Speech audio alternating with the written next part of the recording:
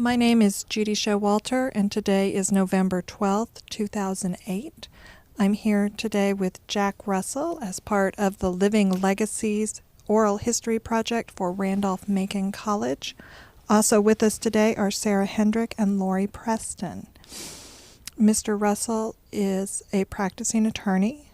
He is a member of the class of 1944 and has served the college in a variety of roles since his graduation. Thank you for participating with us today. We appreciate your time very much. How did you first hear about Randolph-Macon College? Well, that's a good question, Judy. I don't recall, actually. That goes way back, you know. I came here in the fall of 1940, and which is 68 years ago. And I can't tell you how I knew about it. I thought about it when I saw the list of questions that they were giving me. I started going back through my mind to see, well, now how did I know about it?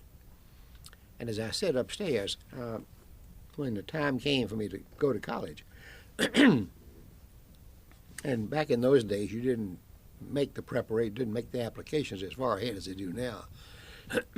I didn't do anything about it until my senior year in high school. And I had three places that I could have gone. Emory and Henry, which is where my father had gone and where he taught for 4 years, where I spent the first 4 years of my life. So I contend I'm an alumnus of Emory and Henry too.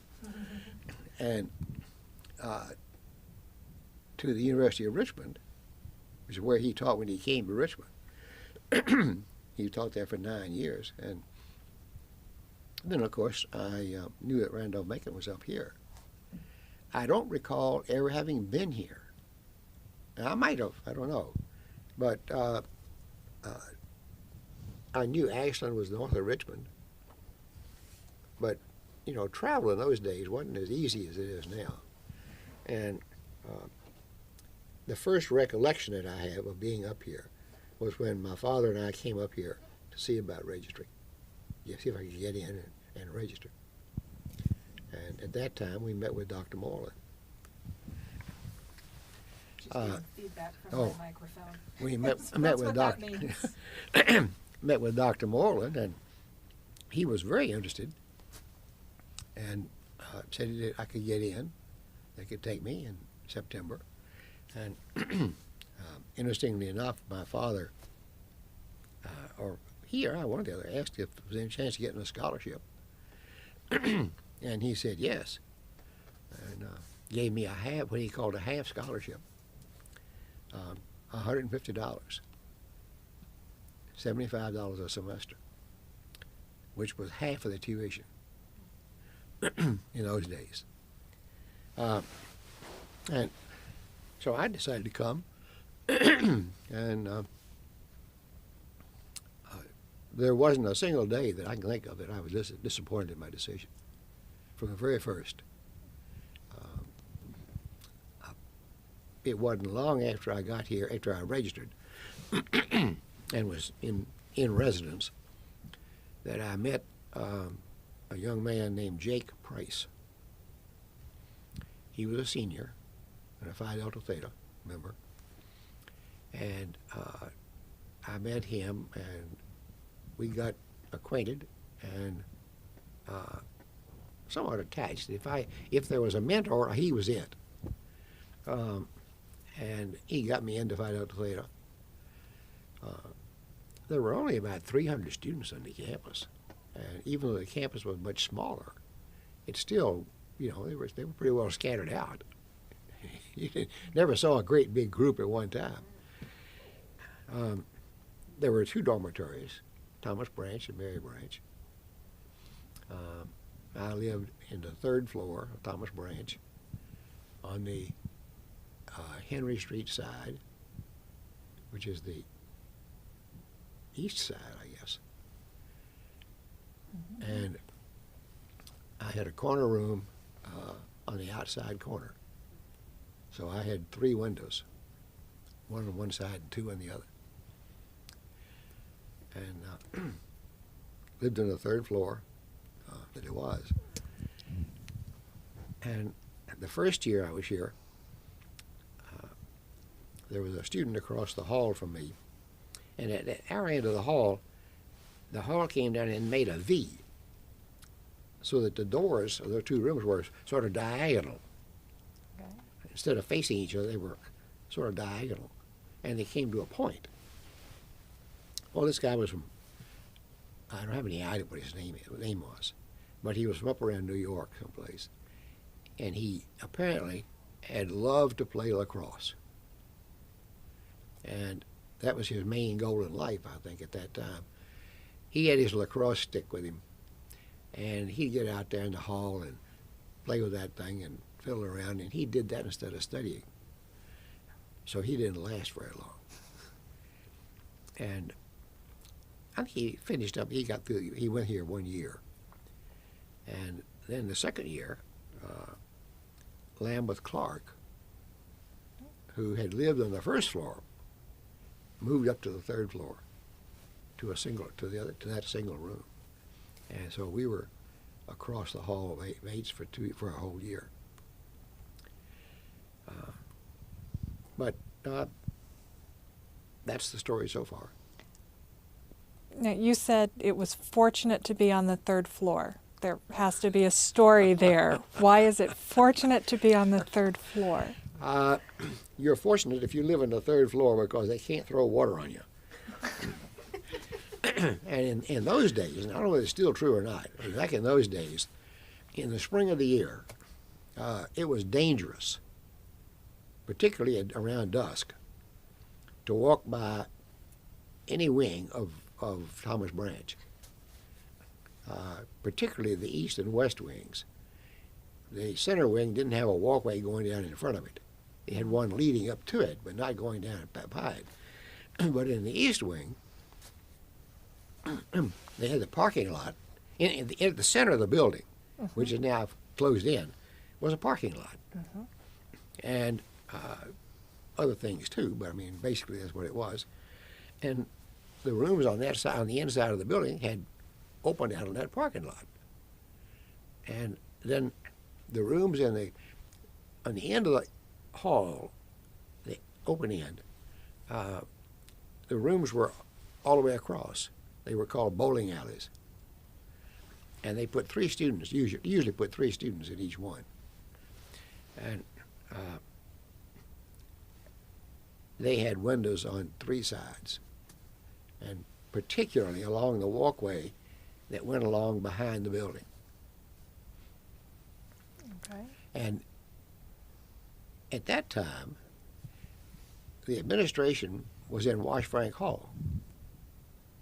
And what is now Peel Hall was then the Walter Hines Page Library. And in the stacks, some of the professors had their offices. I know that Early Fox, who was a history professor and was my faculty advisor, had his office down there. And I don't know who else it might have been. I know he had his down there. Okay. In the library. In the library, in the stacks. Okay. And so there was no administration over on that side of this walkway. The walk connected, and maybe it still does, Wash Frank Hall and Henry Street. The driveway, hoping you could come across there and walk on paved ground all the way across. Dr. Simpson, who was the dean, T. McNider Simpson, Jr., lived in a white house down in, if it wasn't on the corner, it was near the corner of College Avenue and the next street down. Not Henry, it was the next one. So he would walk across there and then walk over to the street and go on down to his house. And one incident in particular, it was dusk, and I doubt very seriously if the boy could tell who it was. And, this figure comes along and he drops the bag. And I think it hit him on the shoulder, I'm not sure, but nevertheless, he didn't do anything. He just went on. But once that young man found out who it was, he dropped that bag on. He was petrified. But water battles were common. I remember one time in particular when I was coming back from the fraternity house at night, and you got so that when you got ready to, and you could enter the building from the inside from the court, and that's the way we went and came most of the time. And when you went in that door, you always opened the door and stopped to make sure that, and looked up to make sure that you weren't in danger. Now you had a little bit of protection because the stairs stuck out above you, so you could get some clearance. But if you once you cleared that space, you were fair game. And I came in that door one night, and the water was just literally rolling down the steps like a waterfall. And they had had a huge water battle while I was gone. And that's the reason that I said that I was fortunate to be on the third floor. You were a little above most of that. Well, you were. As long as you were up there, you were safe. Because those guys down below couldn't drop water on you. All they could do is remember, and the next time you come in, try to get you. But that was it. We've also heard stories about the roof of Thomas Branch. Did you spend much time out on the roof? Interestingly enough, I never went on the roof. Huh. And at that time, back in those days, I didn't know anybody who did. We'll have to see when that started. We have pictures of students on the roof of Thomas It Branch. doesn't surprise me. It wouldn't surprise me a bit. Interestingly enough, at that time, the wings were not connected. Well, they were connected physically, but you couldn't walk from one to the other. If you wanted to go from the third floor of Thomas Branch to the third floor of the center wing, center section, you had to go down all the way and then back up again. Were they connected through the basement, like Mary Branch, or did you have to exit the wing? Basement. It doesn't have a basement. Okay. I don't think it did. I never was down there. I don't know. I know Mary Branch. I don't know Thomas Mary Branch. Branch uses theirs. This is an occupied space. Thomas Branch is a different design, and it was literally 3 different sections, totally independent of the other. You mentioned Phi Delta Theta. So can you tell us about some of your activities, the Greek activities and other activities on campus? There I go. There weren't as many activities then as there are now. There were some social occasions. The fraternities were primarily a means of social life. We would have parties every now and then. The main thing was that the Pan-Atlantic Association put on 1 or 2 big dances every year. And in the spring, there was the Pan-Atlantic Ball. And other than that, I don't recall that they took on any projects and things like that. And I don't know to what extent manpower played a part in it, but after my freshman year, we started losing students to the war. And so the student body gradually dwindled. The one project that I know we did, and it wasn't just the Phi Deltas, it was a big field. It may have been the athletic field, day field, I'm not sure. But it was a big field out from far enough that the lights from the buildings didn't interfere. And they had a plane watching station. Yes.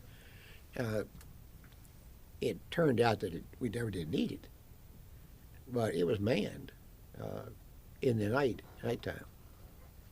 And they had a telephone out there that you could call in to someplace. And we did it 2 people at a time. And it wasn't necessarily 2 Fidels at a time. One time I was out there with one of the professors. It was whoever volunteered. And most of us volunteered to do it at some time or other.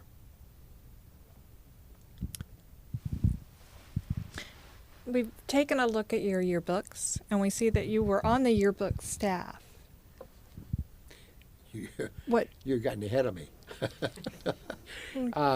I was ultimately business manager of the annual yearbook. I was on the staff the whole 3 years I was here. And I can't remember who the others were. And I have my copy at home someplace. Haven't dug it out yet. Can I ask a question? When you said that the student body dwindled in World War II, did that happen precipitously? Like after No. Pearl Harbor, was there a big drop? Or? Oh, it didn't start until after Pearl Harbor. Right, but was there a big exodus at No. that point, or was it just No. a sort of dwindling? Those who graduated, of course, left. But they weren't replaced. Well, they were replaced, too, because the class behind them contained Luther White. And there was a new class each year. And now that I think about it, Jennings Cully and a man named Curtis Saunders from Suffolk were freshmen my junior year. Luther White had been a freshman my sophomore year. But the draft went into effect, and then some of the young men, maybe some of those who weren't doing particularly well, just decided to go ahead and volunteer. And I told you about Jake Price. He graduated at the end of my freshman year and went into the Air Corps. Then it was the Air Corps, not the Air Force, and became a pilot and was ultimately shot down and killed before I graduated, before I left here. His name is on one of those 3 or 4 pilasters or whatever they call them out there behind the old chapel.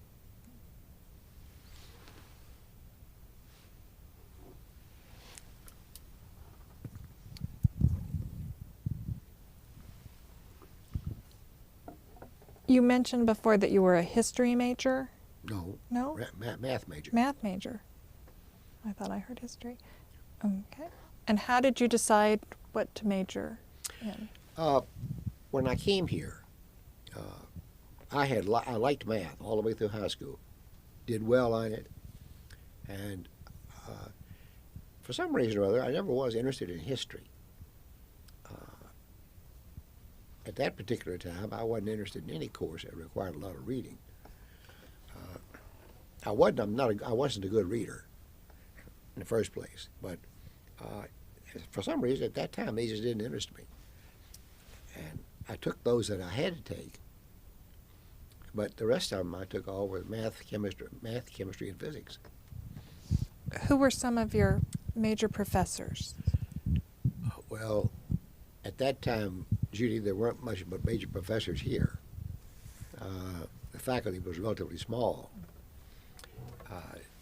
Dr. T. McNider Simpson, who was the dean, was also the senior math professor.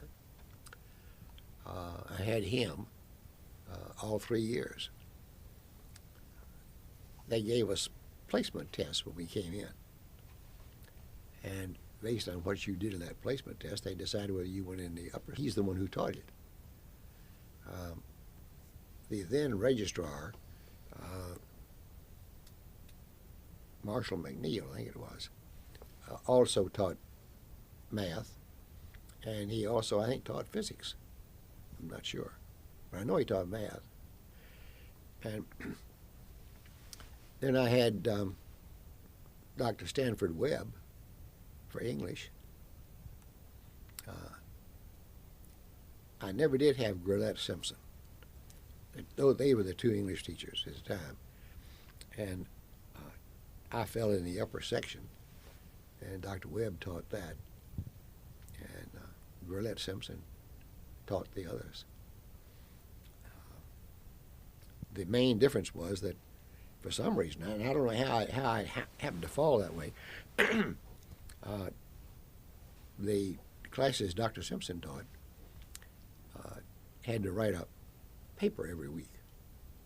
And in the class section I was in, we only wrote one paper. That was a research paper. It was a major paper. And I wasn't particularly a good writer. I would have had a hard time dreaming up things to write about if I had to write a paper every week. But I knew Grillette Simpson because he was the faculty advisor for the Fidels. And in fact, we got to be pretty good friends. I was treasurer my second year, so I had to see him frequently. And then, of course, there was Professor Terry, and he was called Squat. And you never saw him. He was very short and sort of chubby. And he was nice, very good, very nice guy. He taught Bible and philosophy, and I took Bible under him. And there was Early Smith, I'm sorry, who taught education. And that was the course that all of the athletes took. You never failed to get a good grade in his class. There was a Dr. Haley who taught German and Greek, and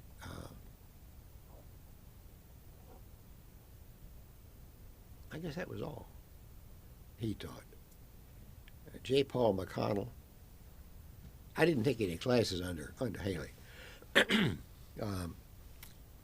Paul McConnell I did. And he was from Southwest Virginia, incidentally. And he was a character. Rode a bicycle all the time to school. Mm-hmm. I don't know where he lived out here. I heard, and I never did get involved, that he had students come and clean his yard and things like that. But he was a real character. He was a good teacher, but he was a character. Who else? Early Lee Fox taught history, and I took one course, I think, under him, and he was my faculty advisor. And either at the end of during my sophomore year or the early part of my junior year, he was killed in an automobile accident.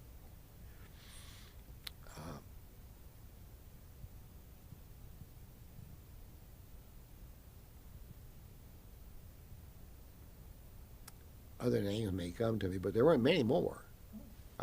It was a very small faculty. And that leads me to one other thing. One of the things I prize most about Randolph-Macon is that I have a diploma signed by every member of the faculty. And, I can look at that and remember all those people and the names and courses they taught. Bullington. Mm-hmm. I didn't take biology, but Dr. Bullington was the biology professor. And he lived in one of the houses, that's the dining hall. There was a row of about 3 or 4 big 2-story white frame houses the college owned, and they had faculty members living in each one of them. And he lived in one of them.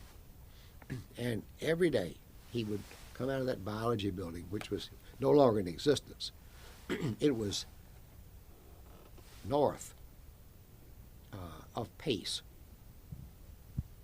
Pettyjohn? Not Pettyjohn. It was no, it wasn't Pace. It was the building where the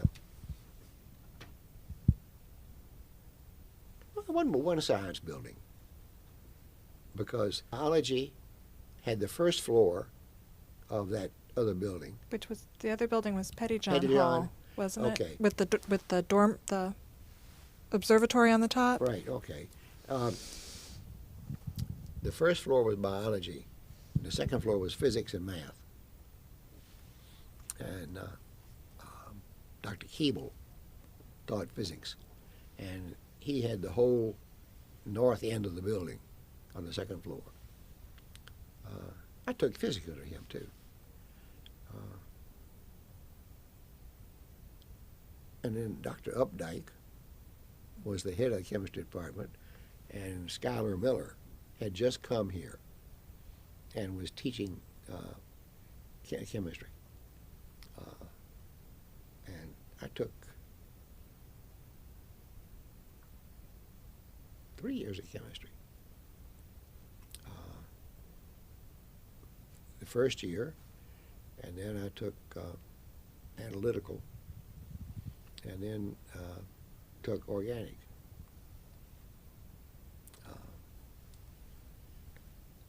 Dr. Updike taught organic chemistry at 8 o'clock. And the classroom was on the west side of the building. And you know, that building is not very far from the railroad tracks. And at that time, because that was my third year,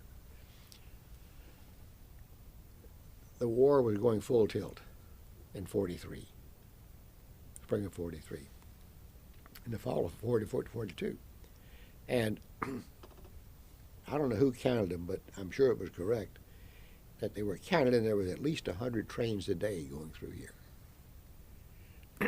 So it was a problem. And Dr. Updike didn't have the strongest voice. And so if a train was passing, he had to stop. And, but it was an interesting time. Oh, the other professor was Dr. Little guy taught Latin. I have a hard time with name. Remember, it'll come to me in a minute. Loved to play tennis. He was a little short man, bachelor, lived here in town. His demise was a result of riding his bicycle into the side of a train. Dr. Bowen. Bowen, that's right. Thank you. I never did take Latin under him, but there wasn't a soul on this campus that didn't know who Dr. Bowen was. And the students who took courses under him could imitate him. And as I said, he loved to play tennis. And he would, after the class was over, maybe the last class of the day, he would stop one of the students and say, "You think you can get a tennis game together?" And they'd go down and play tennis. And everything was different then. We had classes 3 days a week, including Saturday. So you had classes on Monday, Wednesday, and Friday, and Tuesday, Thursday, and Saturday. Okay. And all the classes were over by noon, every day. If you had labs, you had them in the afternoon. So chemistry lab was in the afternoon, physics lab was in the afternoon. And so any student who was taking a laboratory course had afternoon work to do. But if you didn't happen to have one that day, you were free to do what you wanted to. And in the spring particular, well, in the wintertime, it was basketball, interfraternity basketball. And in the summertime, it was springtime, it was baseball. And, you know, we'd play games nearly every day because you were out there and you could. So there was plenty of things to do, but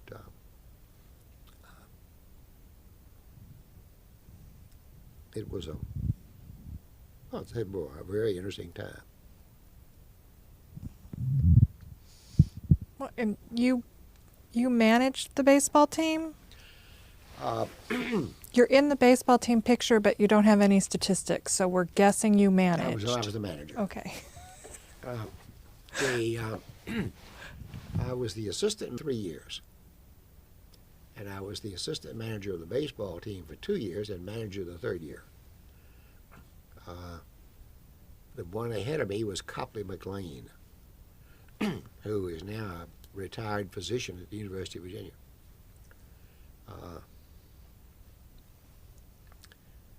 But I enjoyed it. A fraternity brother of mine, Aubrey Harlow, was assistant manager along with me on both sports. He became manager of the basketball team his junior year, and I was manager of the baseball team. But I still helped him. Primarily, and, you know, they didn't have all the people they have now. So I was usually the timekeeper in the basketball games, and had the blank pistol that you shot off to stop the game at the end. In the old gym. And were athletics a big activity? Did students come out and watch? They came to the football games, and they'd come to the basketball games. There were never a whole lot watching baseball, and there still aren't. I was out there one day and saw mostly players. Mm-hmm.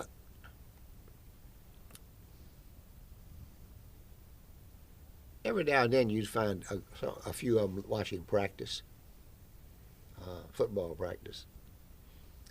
I don't remember ever having anybody there just watching basketball practice. But there was a good interest in sports, particularly in the ones that we fielded teams in. And there weren't as many teams in as there are now. Mm-hmm.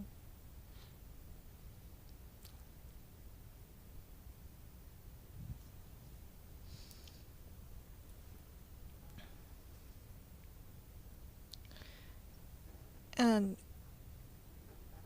after your junior year, what did you do? Well, at that time, once you became 18, you had to register for the draft.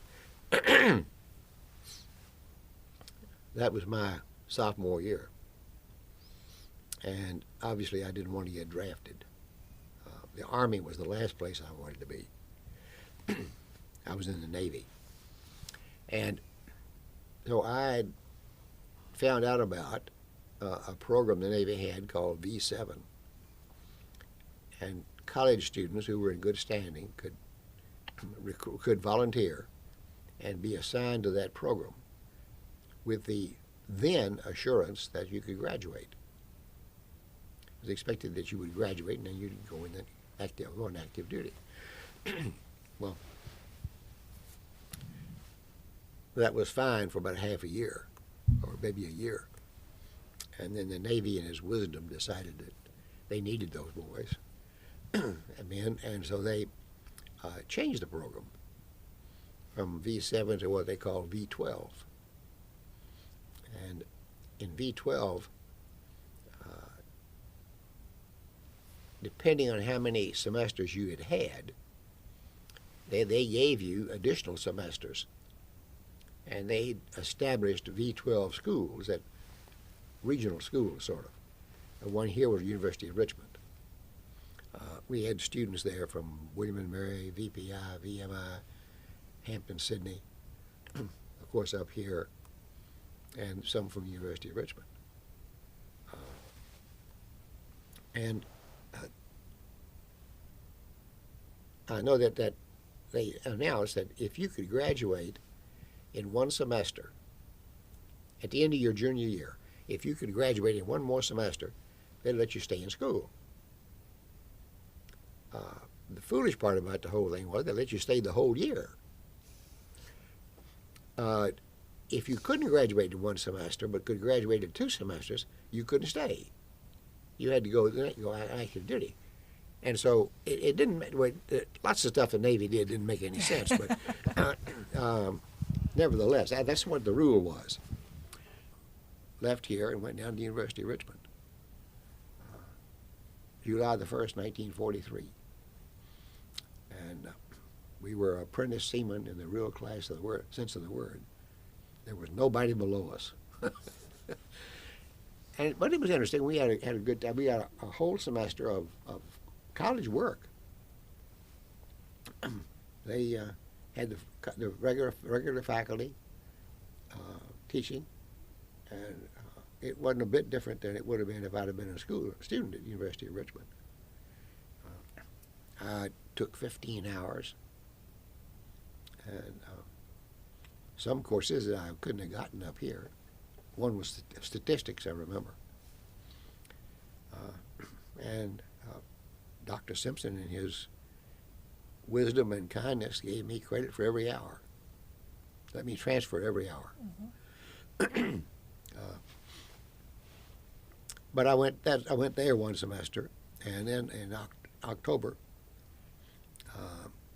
all of those who were in my group were transferred down to the Portsmouth Navy Yard to wait.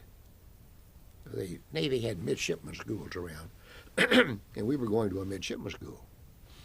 And the one we were lined up to go to was Notre Dame. But it wasn't ready for us, so they had to find a place to house us. And there's some barracks down at the Navy Yard in Portsmouth. That's where we went. And I don't recall what we did other than just lie around. They may have had some activity just to occupy our time, but it was boring as it could be. And then, on maybe just a day's notice at the most, we were told to pack our stuff up. We were leaving, and they'd pulled a train into the Navy Yard and loaded us on it, and headed us toward South Bend. And that was the roughest ride I ever had. It was the old-fashioned coaches with the low backs. We got on the trains late in the afternoon, so we rode that train all night long. It was something. But anyway, I went to Notre Dame for the midshipman school. And, you know, the Army had 90-day wonders. The Navy had 60-day. I got my commission in 60 days. Wow. And the interesting thing was that all they taught us was protocol, things, basic things that you would need in the Navy. No specialty like gunnery or anything like that at all. So that everyone up there had to go to another school before they could be useful. And because of my vision, I was put in the Supply Corps. And after I got my commission in January of '44, I was to go to the supply school, which was at the Harvard Business School in Cambridge. And they couldn't take me either. So it was 8 months before I could go to the supply school. So they sent me to the Philadelphia Navy Yard in the supply department. And I came in there as a green ensign and had to learn everything I did. But it was interesting. I enjoyed it. And Philadelphia was a nice place, even though the war was on. And then when I finished there in August, I entered supply school. And that was an interesting experience. Boston was a great place. I enjoyed it, and because we were all officers, and they had less restrictions on us. We had more freedom at that. And after I finished there, I was scheduled for what was then called the Advanced Base Supply Training Command at Camp Perry, just outside of Williamsburg. And I went there and stayed there about 4 or 5 months, I guess, at least. It was living in Quonset huts and things like that.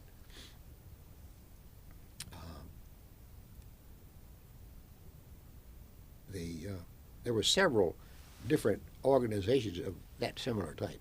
I mean, various parts of the Navy were all assembled there and on the grounds of Camp Perry, which was a great big place, as well as a German prisoner of war camp.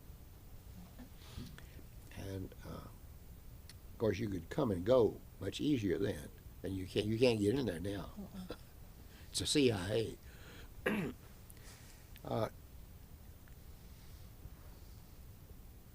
Ordinarily, I wouldn't have been there as long as I was, but I was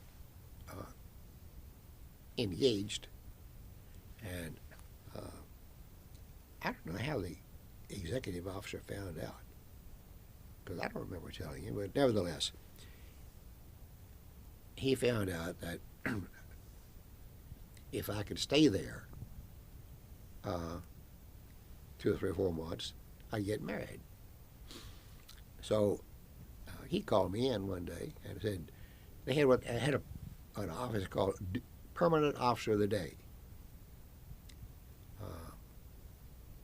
on Navy bases and ships. There's an Officer of the Day. They usually rotated, but in the daytime, they had down at Perry. They had a Permanent Officer of the Day, some ensign that they would assign that to. And you had a Quonset hut and 2 or 3 quartermasters, or yeomen, I mean, and you handled the routine stuff that came in. Like if the the shore patrol had picked up some seaman who was over leave or had decided not to come back, and they picked him up. They brought him into my office first, and we got him squared away, and then sent him back to wherever he was supposed to go.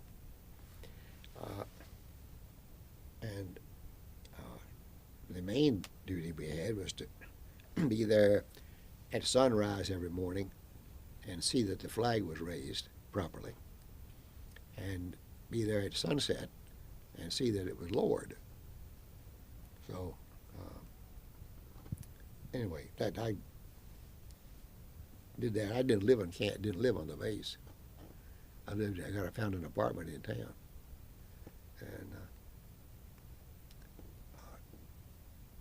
and Williamsburg was entirely different then than it is now. And the Navy had a bus, and I forget where it stopped, somewhere down in what is now Market Square. And anybody who wanted to go to Camp Perry could go down there and get the bus and ride out to the base. But after I left there, I stayed there until, I guess it was June, and then was assigned to overseas. Went to San Bruno, California, which is just south of San Francisco. The Navy had a big base there. And we were to go there and get our last stuff and training and stuff to go overseas. And because I was going to be there for about 3 or 4 months, I took my wife with me. She found us a place to live in the home of one of the executives of Safeway, up in the hills of Oakland. I mean, that's the upper crust section of Oakland. And I had to commute down to San Bruno. We were told we were going to be sent to Okinawa and to the big supply base they were building up there, which was being built up in anticipation of invading Japan. And we got sent to Treasure Island, if you're familiar with San Francisco at all. Treasure Island is out there in the bay, and that was the departure point. Everybody that was leaving the United States in the Navy went to Treasure Island, and that's where they left from. And we went down to Treasure Island, and we were there, I guess, less than 4 minutes. But this time, though, the bomb had been dropped, and the Japanese had surrendered. Just had. But that didn't deter the Navy. I mean, we were going to Okinawa. And we were out there about 48 hours, and we're told to get our stuff together. We were going back in town to a hotel. And it turned out that, I forget what the reason was. Either we didn't have a ship or some technical reason, but they didn't want to keep us on Treasure Island all that time, so they moved the officers back in town. And we stayed out in there for a week or two. Finally got on a ship, merchant ship, and headed west, east. And got to Hawaii. And because there wasn't any war going on at the time, we tied up at a dock down there and stayed there for a week. And then we got back on board and went to Okinawa, which was an experience in itself.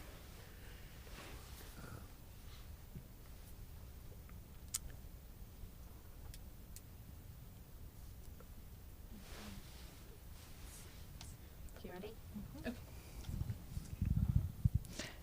So after the war, you returned to Randolph-Macon, or you graduate. Your diploma is granted in 1947, correct? June of 47.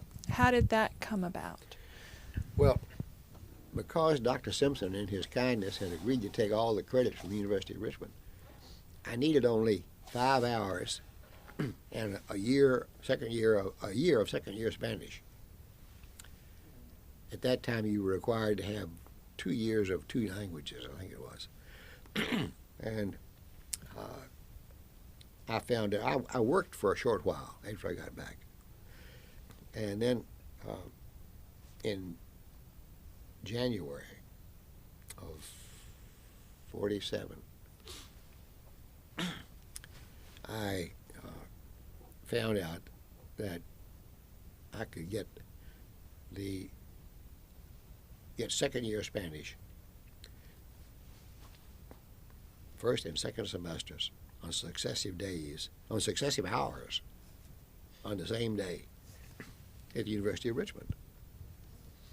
And so I came up here and saw Dr. Simpson and told him I could do that. And I said, that'll finish my requirements. And we talked about it, and he said, all right, I'll give you the credit. We'll let you transfer. So I'm the only one that I know of. There may be somebody else, but I'm the only one I know of who got his degree up here and never attended a class his senior year. But I took the first and second semester of second year Spanish, made very good grades on them, and transferred the credits, and came up here in June of 47 and graduated with that group of people. I keep 44. I knew 1 or 2 of the people in the class, but I had no connection with them as a class. And so I decided that the best thing to do is keep 44. And that's what I've done.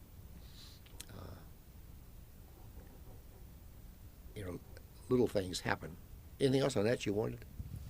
I think Lori had a question about Randolph-Macon. I had a couple of questions. questions.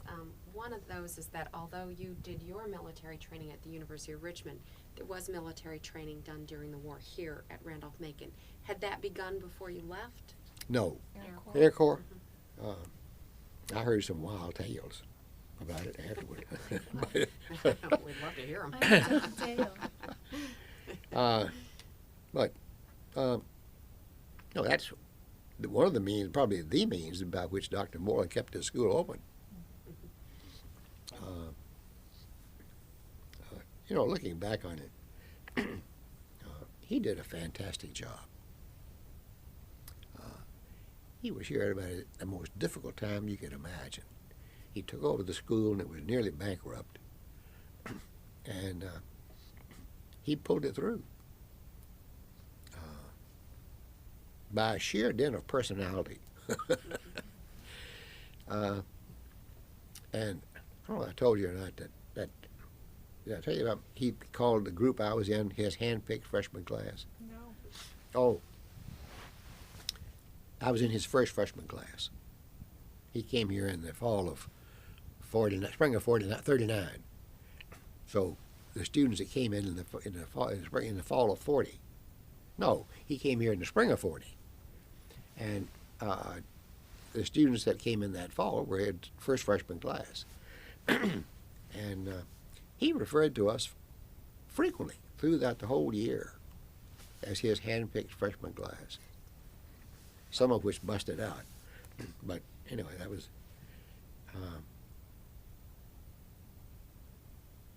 the beginning. And we had chapel 3 days a week, required chapel 3 days a week.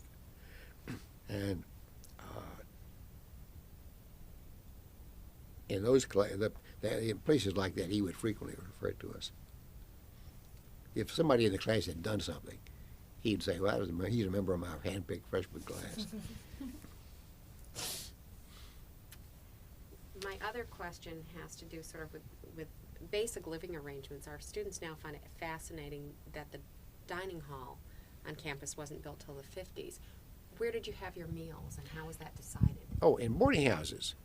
There were 3 boarding houses, 2 of them on College Avenue and 1 on the corner of College and Henry. One of them was run by Mrs. Luck, which was reputed to be the best. Then there was a Miss Wagner, who was down the street from her. And then on the corner of College Avenue and Henry Street, there was a white house, white frame house.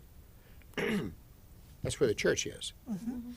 And Mary Lee Blackwell ran that. And as I recall it, Mrs. Luck she quit running a boarding house at the end of my freshman year, I think. 'Cause I have a recollection of taking meals with Mrs. Wagner for a while. And then she quit. The student body was dwindling, but this time it was getting down pretty low. And she quit, and everyone had to go to Mary Lee Blackwell's. And she was quite an institution.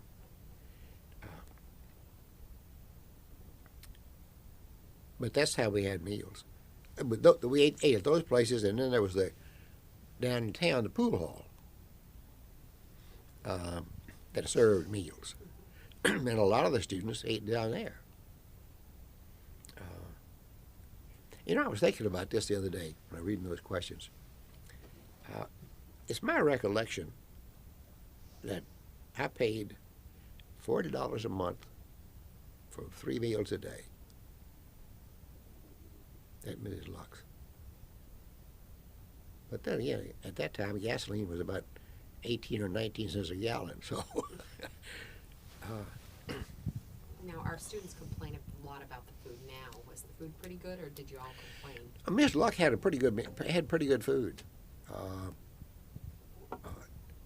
I didn't know about the others until I went there. Mary Lee Blackwell's food was all right. It wasn't as good as Miss Luck's. Miss Luck didn't run a big boarding house. She had a lot, couldn't take but it's a certain number, and I was fortunate to get in. And she put on pretty good meals. the house was situated right where was the home of the college physician, Dr. Ray. And the infirmary was a white frame house over where, well, it was just beyond the KA house. Between the KA and the next building down. It was sitting on a little street over there. And I never had to go over there. But my wife tells me that she went to Roanoke and was on the debate team and came up here on a debate trip once or twice and remembers debating in Wash Frank Hall. And she came here one time and got the flu and ended up over in the infirmary and spent the night over there. So she likes to tell her friends that she spent the night in Randolph-Macon back when it was totally a men's school. Yeah, we've also heard that a number of students would send their laundry home on the train, on the mail trains. Was that still being done? I hadn't thought about that, but you're right. I remember that. Okay. Yeah. They would go down to the train station, and they had bags for it, and boxes or whatever it was, and loaded it up and put it on the train. They had special bags for your laundry? Well, it was either a bag or a box. You had to put it in something. Okay. Huh. And I don't recall, I didn't do it, so I came home nearly every weekend, Okay. unless there was something special going on up here. And so I'd take my laundry home. And of course you had to furnish your own sheets. One thing we had, I don't know whether they do now or not, that we had maid service. Well, it wasn't maids, it was men. But they came around and they would sweep your room, stir up the dust, and make a pass at dusting, and then make up your bed. No, they don't do that anymore. Was that daily? Yeah, every day, Wow. every day. Oh, if you wanted to isolate an incident, and this is where I'm reluctant about to ruin names. You can keep it anonymous if you'd like, although we'd love but to there know was who it was. On the third floor of the dormitory, right in the middle, right at the head of the steps, and it was about the middle room on the hall, single room. On our floor, there was a pre-ministerial student, and we will leave the name out, but he had a church he was serving out in the country on Sundays only. And he was a okay guy, but he wasn't part of the group. You know, on a hall like that, you got to be friends with everybody in the hall, and you walking up and down the hall, and they didn't stop and go in his room very often. And they knew him, and we all spoke. But he was the brunt of more jokes, more practical jokes than you can imagine. And the worst one was, and I came in Sunday night from Richmond, and it had already been done. And they told me about it before he got back. He was at church.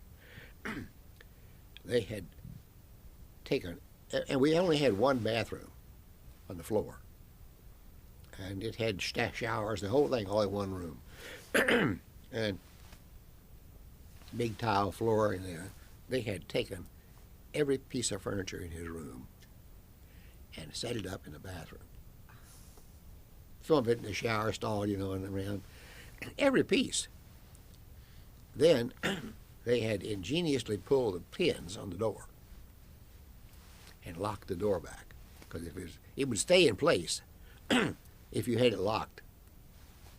Now, you could do that because even though every room had a door had a lock on it, the key, I could take my key and open it darn near, and So, you know, when you left school for a weekend, you didn't know what you were going to find when you got back, always. But anyway, he came back from church and put his key in the lock and turned the lock, and I mean, the door just fell over in the room.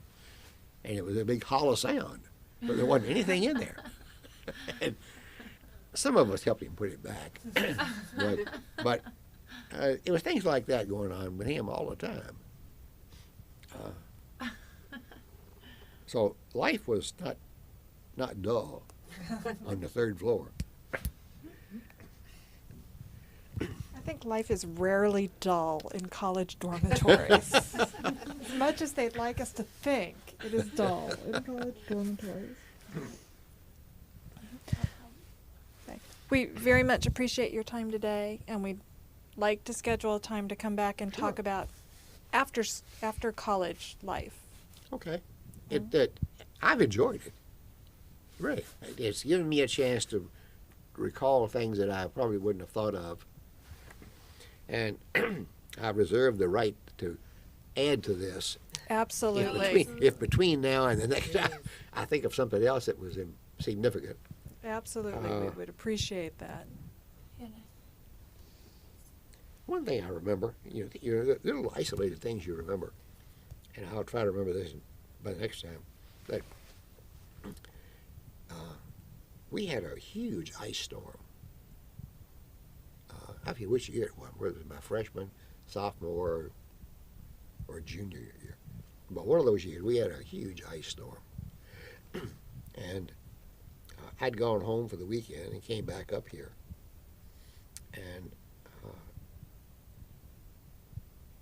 I guess it was the next day, walking across campus was like walking through a set of gunfire. Just one crack after the other, and limbs falling. And the campus was littered. We didn't lose any trees, but those trees lost an awful lot of limbs. But they survived. I don't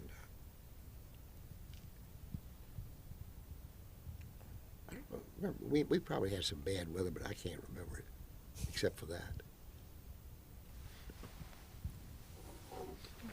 Thank you for the water. It came in handy. Having spent years in the Northeast with ice storms, they're treacherous. Well, the campus used to be much more heavily wooded. Mm-hmm.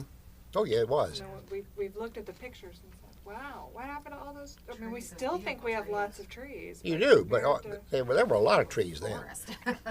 And the campus was We turned just back. really compact. I have to scoot. I have a meeting that I have to. If we're going to turn it back on, I feel so rude, but I'm leading this professorship installation in February, and we're having our first big meeting. There's like 10 people who are going to be there, and I'm sort of the lead on it. So yeah, you need to go get ready for that. I have to scoot. Go But ahead. Thank you so much, and I'll be in You're touch welcome. with you in the next couple of days Okay. when you have your calendar, because obviously none of us do here to schedule part 2.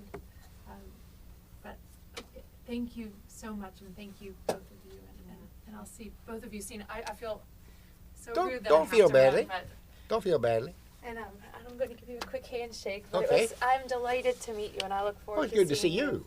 again very soon, probably. Yeah, we've learned such extraordinary. Well, I'm in I that know, building. I love it. Mrs. Wagner. Okay, we have a name for the third house. House. I We've just- heard about Mrs. Black, we've heard about Mrs. Blackwell, and we But know Miss there was Wagner. another later. It was Miss Wagner Ms. was Wagner. the third one. And we've seen advertisements in fishtails for the boarding houses, but we've never had a real idea of sort of how people ended up at which ones. It was by chance. She turned it back on. Oh, we can okay. get this. When I entered school, we knew we had to get a boarding house. I knew it. And so I started making inquiries around, and it just happened that the people I asked said, oh, Miss Luck's got the best place.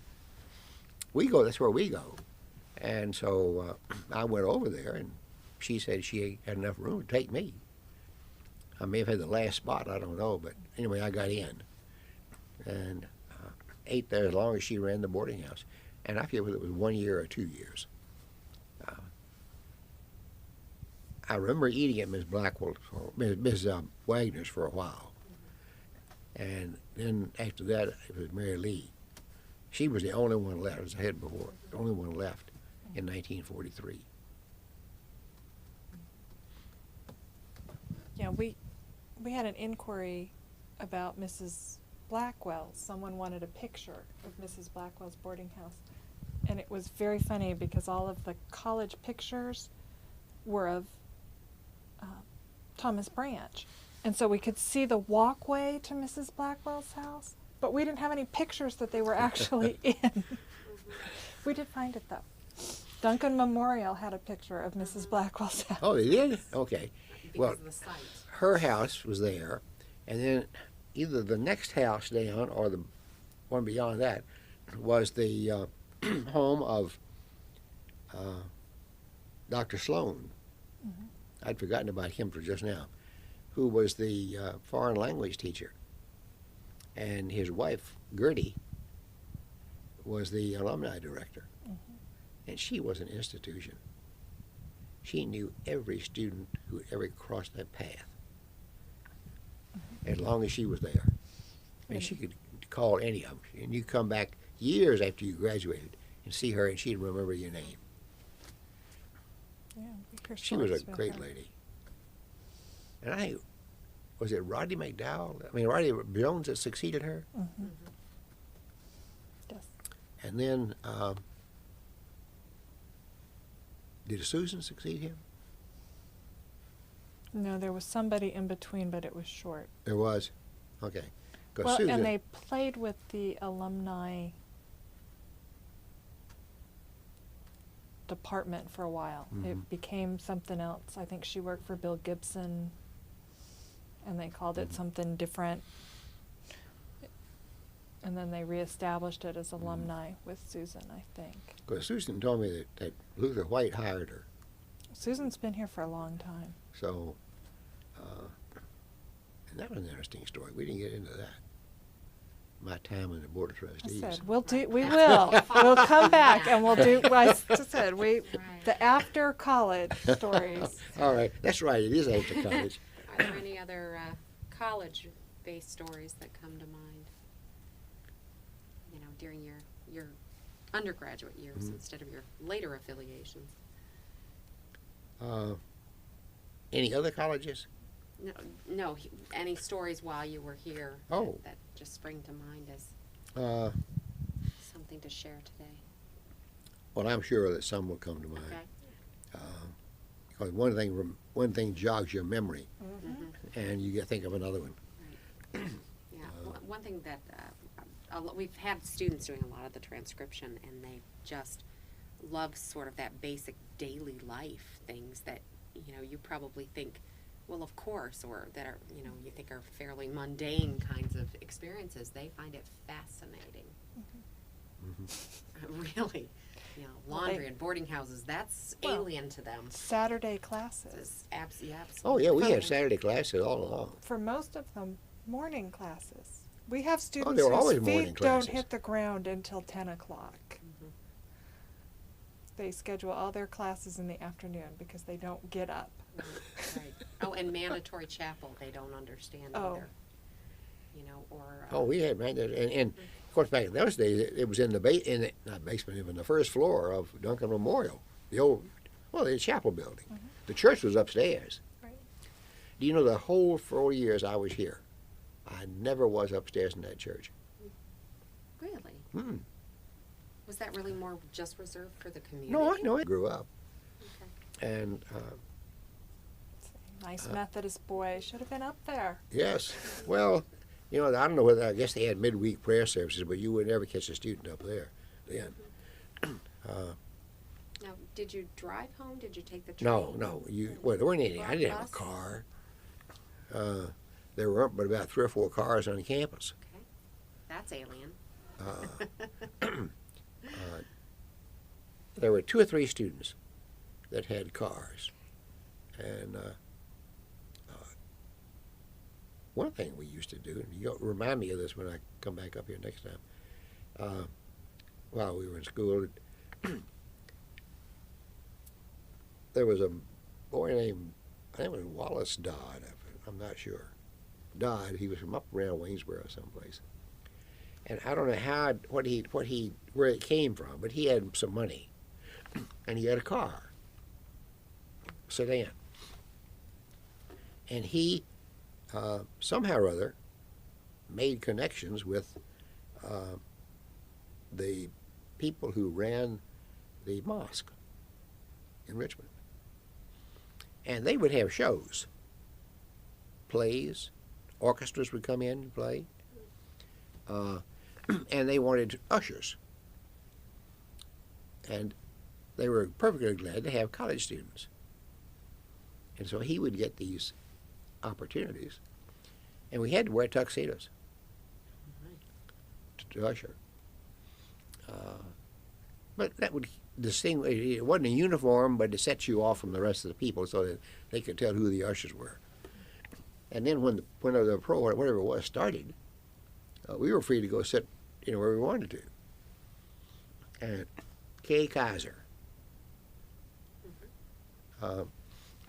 Glenn Miller, Kay Kaiser, Tommy Dorsey, all those big orchestras. Kay Kaiser was from North Carolina, UNC, and he had his College of Musical Knowledge. And he had a good orchestra.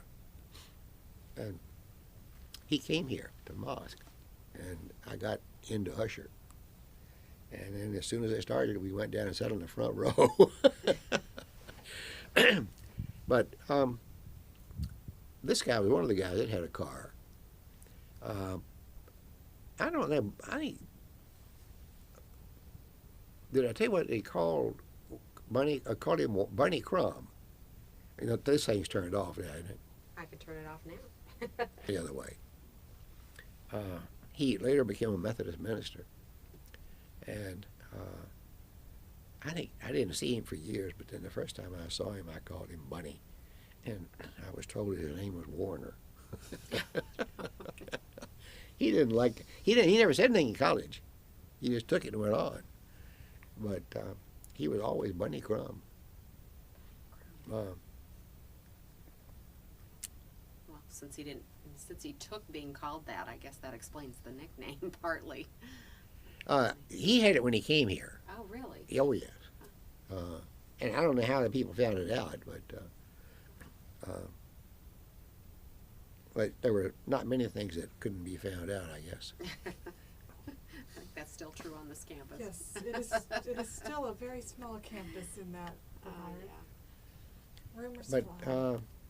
I lived in the dormitory Back over on there the record here? for 2 years. Shall And you were talking about the campus life. Pettibon, and in what was then the old gym, the old gym. Right. It was very small. I don't know whether you ever saw it or not. It was a very small old brick building of great historic significance. I think it was the first gymnasium on a college in the South, and put there through the generosity of James B. Pace. I'll tell you that story too. And they had taken that building and divided it into 4 classrooms with a center hall. The door into the building was on the side, on the long side. And it was just a short hall, and there were 2 classrooms on each side. I mean, 2 and 2. And the classroom on the left, inland down there, was where Terry taught Bible. The next one on that side was where Ehrlich Smith and McConnell, they sort of alternated, both of them used the room. And on one side they had the German professor, Haley, and I forget what the other one was, but anyway, they had 4 classrooms in there. That was it. In the old gym, or in those other 2 buildings, were all the classes. So it was a closely knit operation. You could get from one to the other fairly quickly. And then, of course, the library. And the library was upstairs. You had to go up steps to get into it. or you went in the door and then you went up the steps. And it wasn't until they built the then new library that they turned Pace Hall, turned that building into a administration building. But it was nice and convenient. I walked across campus many times because I was a member of the fraternity over there. We had our house right in the middle of the campus. And then behind us was the gym. There was a field and then the gym. And I was trying to think if there was anything across it. No, there wasn't anything across the street from that, except houses. From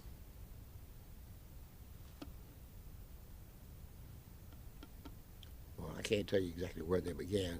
There were 4, 5, or 6 houses where Estes is now, and the bookstore, and they were all occupied by professors. I remember that Paul Webb lived in the one on the corner or the next room from the corner, one or the other. And before him, long before him, Paul Webb was a coach up here after I graduated. The coach when I got here, he coached everything: basketball, baseball, and football. And Frank Summers, and he was here 1 or 2 years, and then they got, I think his name was Krenitsky. I'm not sure. He lived in Richmond, but he had gone to the University of Richmond and played in all these sports, and was coaching. And when Frank Summers left, they got him to come up here, and he coached for the rest of the time I was here.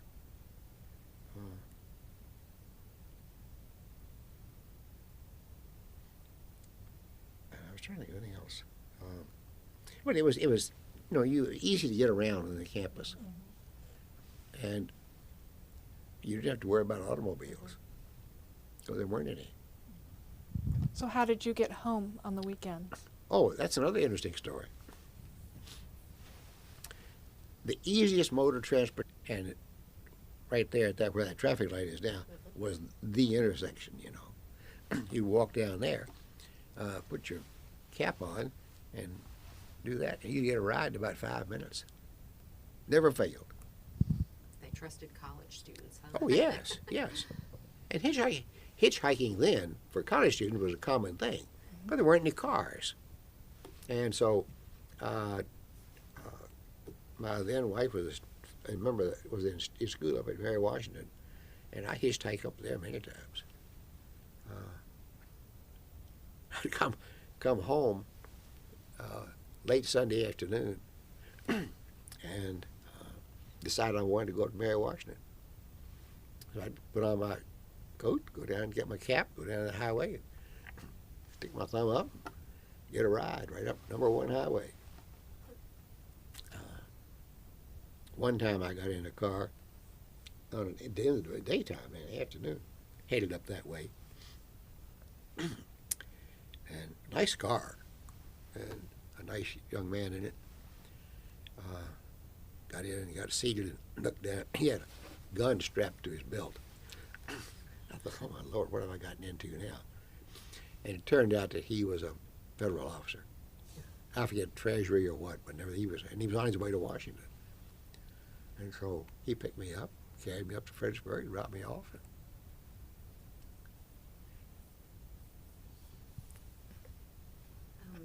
Did you study much in the library? We heard the basement rooms were little cubby holes and popular.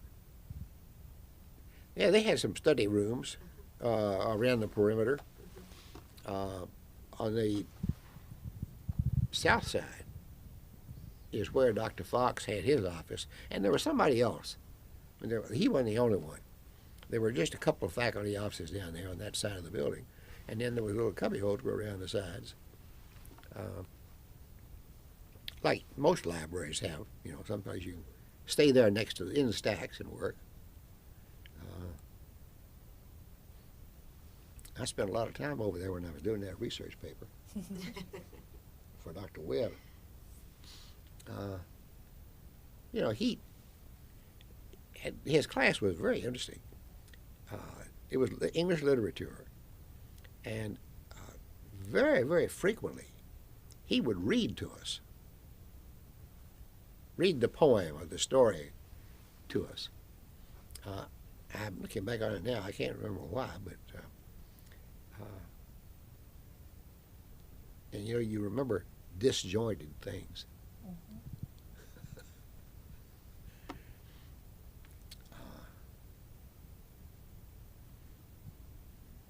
just had one last question. You mentioned the bookstore as one of the buildings. Yeah, it did Was come it to a the separate bookstore. building? Huh? Was it a separate building from other things? Was there any? No, I didn't. I meant the houses were where the bookstore is now. Oh, okay. The campus okay. center. So where we've seen something labeled as the commissary, and we've seen some older pictures that look like sort of a wall of things for sale and books behind it. What was sort of the bookstore of your time? What was Well, that? now that you've asked me the question, I've got to try to remember. I'm not sure whether we had a store. Okay. Probably the school ordered the books and just had them at some central place, and you could go there and buy them.